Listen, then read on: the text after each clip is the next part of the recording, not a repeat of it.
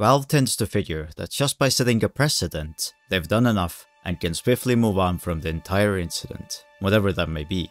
This can work if the punishment given in such an instance is harsh enough. No players familiar with the iBUY tiers, for example, will be tempted to match fix if they believe they have a shot at qualifying for the major. As for the players who don't think they'll ever have what it takes, they're not as easily discouraged, unfortunately.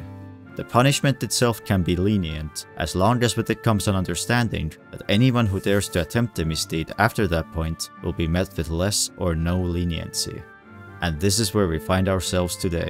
There's no telling how hard Valve is going to crack down on everything during this second wave of dismantling the CSGO gambling industry. But to get a better idea of what you might see, let's look at what happened the first time around. The Armsteel update is regarded by some to be the turning point that made CSGO into what it is today. And while there is some truth in that, it's important to recognize that skins are worthless by themselves. In fact, if you look at the player counts, the update that added case openings and skins had barely any impact on how many people were playing the game, which includes the people who open up the game just to open cases. No way!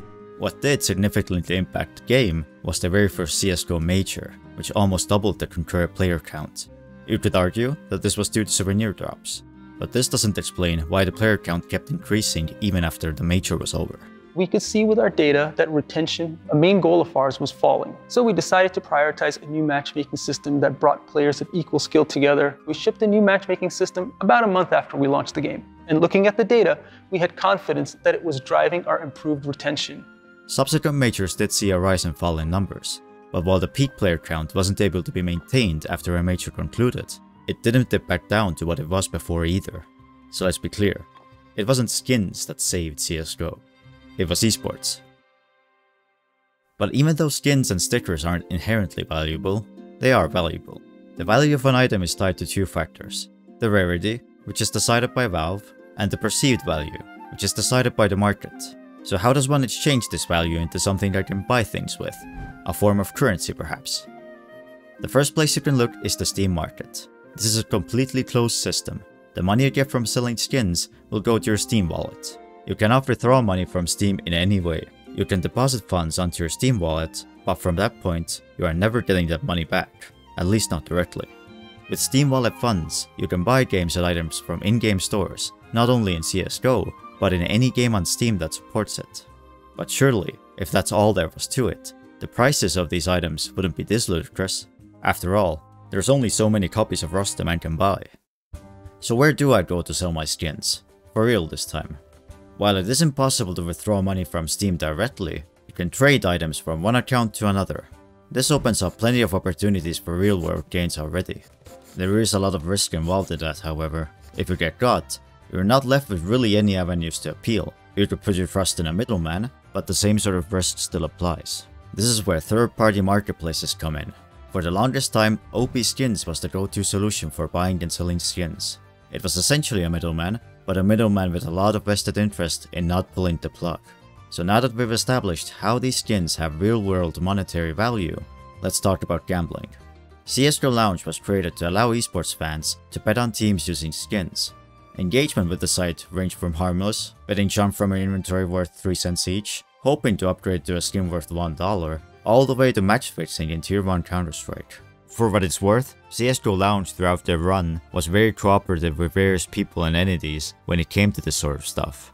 Valve's official stance on all of this, from day one, as per the Steam subscriber agreement, has always been that using Steam accounts for commercial activity is not allowed. This includes players selling skins between each other in exchange for real-world money, and all of the sites using Steam API to facilitate players doing that. From 2013 to 2016, it did look like Valve was seeing how things played out. They never encouraged it, but also never discouraged or disallowed it outside of the Steam subscriber agreement, which, let's be honest, no one's actually reading. The community found creative ways to engage with CSGO items using Steam's API, and Valve had the freedom to learn and gather data while not endorsing any of it. But there is always a limit. And we found this new site called CSGO Lotto, so I'll link it down in the description if you guys want to check it out. It turns out, the community couldn't be trusted. and Valve finally had to make a statement pointing out how Steam's API and user agreements prohibited these sites from operating in the first place. They followed up by sending over a cease and desist letter to virtually every gambling site they could find. However, new sites kept popping up. So eventually in 2018, they added trade cooldowns to protect users.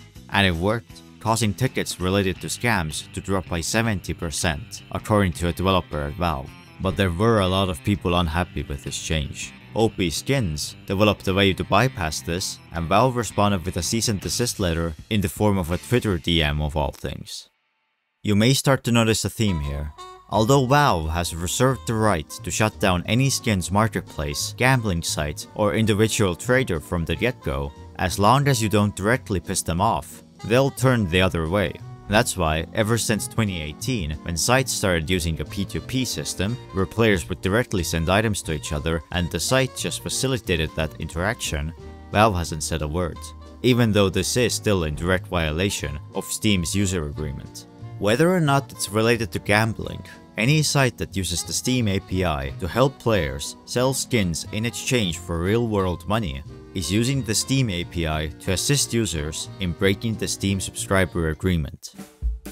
In fact, funnily enough, it looks like gambling sites, until very recently, weren't explicitly prohibited. Valve has always maintained that skins are not money, because exchanging skins for real-world money is not possible through Steam. By this logic, a site like CSGO Lounge, where you could only deposit and withdraw skins, should technically be allowed, but they still got named in the cease and desist because they were using bots. Using bots to automate trades is not allowed. Even if you were to get an employee to perform these trades, they'd be using Steam for a non-personal reason. If you figured out how to set up a gambling site with only P2P trades, with no real money being exchanged, Valve wouldn't have a problem with it. Until now. So what was the motivation behind Valve clarifying this point? As has been the case thus far, you can get away with a lot as long as you know your place, stay humble, and don't piss off Valve. But CSGO Roll has been out of control recently. They've recorded that ad with m0NESY when he was only 17 and released it on the day after he turned 18. Funnily enough, in the video he doesn't actually show his ID when prompted, and instead pulls out a Steam profile proving he's level 18, and in the end he just walks in after proving he has a dragon lore. This probably is the level of KYC and age gating the site is working with as well.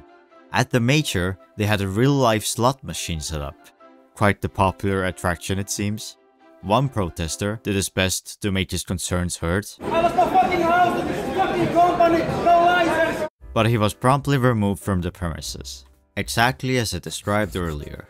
CSGO Roll is using the loophole Valve has left open by saying no skins are being exchanged for money, therefore it's all okay. Never mind the fact that there are plenty of sites where you could do that afterwards, and now the Steam Online Conduct specifically prohibits gambling, with or without exchanging anything for real-world money. And this is all on top of the fact that they seem to be using bots as well, since they say you can withdraw skins from their stock.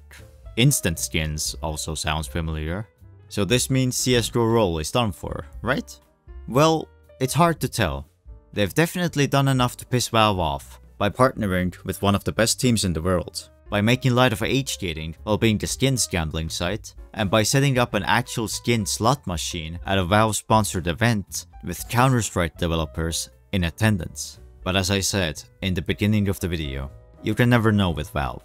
It looks like their approach this time around is to go after the users, not the sites themselves, which is their right, but something about this feels off. It's not like Valve have ever been the best communicators, but this sort of thing would usually come with a tiny blog post at least. On one hand, no one should be confused, since any user engaging in any commercial activity, which includes buying or selling skins, and now gambling with skins as well, should expect to get banned when doing something explicitly not allowed by the Steam user agreement.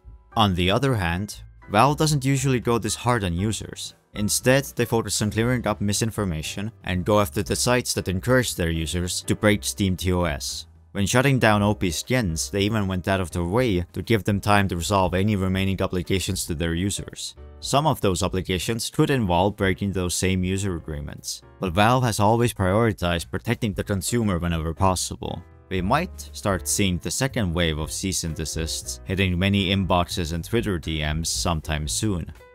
Or Valve could be cooking up something else entirely.